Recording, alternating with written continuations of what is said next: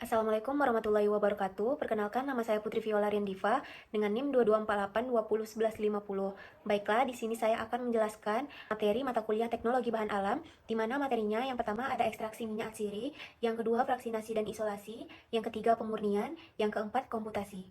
Baiklah, pada materi yang pertama yaitu tentang ekstraksi minyak atsiri.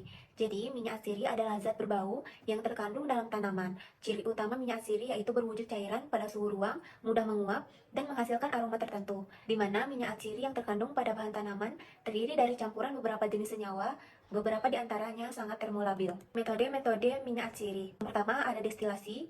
Destilasi dibagi menjadi tiga, ada destilasi air uap, dan destilasi uap. Tahapan dari destilasi yang pertama persiapan, yang kedua pemanasan, dan yang ketiga pemisahan. Kelebihan dari metode destilasi yaitu teknologi sederhana, waktu cepat, dan pemisahan mudah, di mana kelemahannya yaitu senyawa rusak karena menggunakan panas. Yang kedua, ada metode press. Tahapannya ada persiapan, pengepresan, dan pemisahan. Kelebihan dari metode press yaitu teknologi sederhana dan senyawa tidak rusak karena panas. Sedangkan kelemahannya yaitu waktu lebih lama dan pemisahan lebih sulit. Yang ketiga, ada metode pelarut organik. Tahapannya ada persiapan, ekstraksi, dan pemisahan. Kelemahan dari pelarut organik ini, pemisahannya lebih sulit dan teknologi mahal. Lanjut, yang keempat ada metode enfleurasi, di mana tahapannya yang pertama persiapan, yang kedua ekstraksi, dan yang ketiga pemisahan. Kelebihannya, teknologi sederhana dan senyawa tidak rusak karena panas. Metode yang kelima yaitu maserasi lemak panas.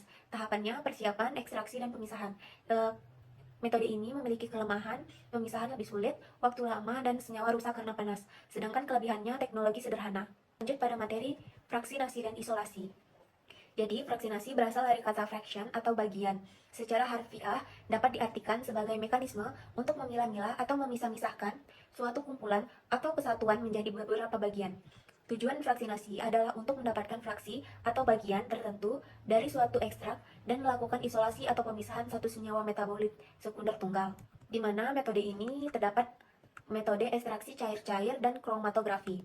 Metode kromatografi dibagi menjadi 5. Yang pertama, kromatografi kertas atau kromatografi lapis tipis. Yang kedua, kromatografi kolom. Yang ketiga, vacuum liquid chromatography size exclusion. Yang keempat, kromatografi dalam kurung SEC. Dan yang kelima, solid phase extraction atau SPE.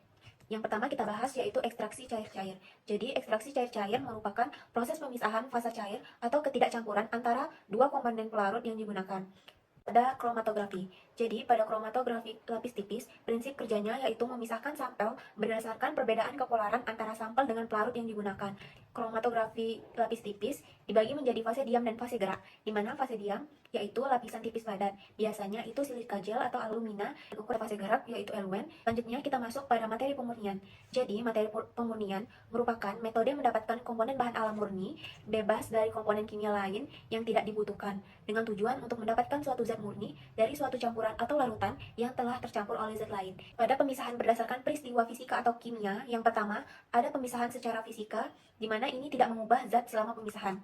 Yang kedua, secara kimia, yaitu satu komponen direaksikan dengan zat lain. Yang ketiga, dengan cara atau teknik pemisahan campuran. Yang pertama masuk pada pemurnian rekristalisasi, yaitu proses pemurnian dengan cara mengkristalkan kembali senyawa padat yang telah dilarutkan ke pelarut.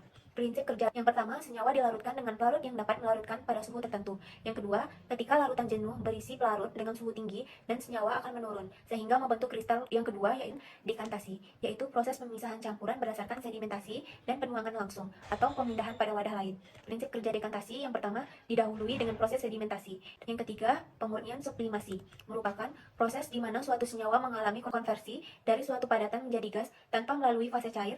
Selanjutnya kita masuk pada materi komputasi bahan alam. Jadi, ini merupakan cara untuk menemukan pemecahan masalah dari data input dengan menggunakan suatu algoritma. Komputasi bahan alam adalah penerapan teknik komputasi seperti pemodelan molekuler dan simulasi. Jadi, tujuan utama dari komputasi ini yaitu untuk mengidentifikasi senyawa bioaktif dari bahan alam, kemudian mempercepat proses penemuan obat. Teknik yang digunakan yang pertama ada molecular docking, yang kedua pharmacophore modeling QSR, dan yang ketiga yaitu molecular dynamic simulation. Di mana aplikasi nyata komputasi bahan alam yang pertama, studi senyawa herbal penemuan obat baru. Ini digunakan untuk memprediksi interaksi senyawa herbal dengan target protein penyakit seperti kanker. Yang kedua, dengan database tanaman. Dan yang ketiga, prediksi aktivitas obat dan prediksi farmakologi obat. Contoh kasusnya yaitu penemuan inhibitor enzim ACE dari senyawa teh hijau dengan metode docking. Demikian, Assalamualaikum.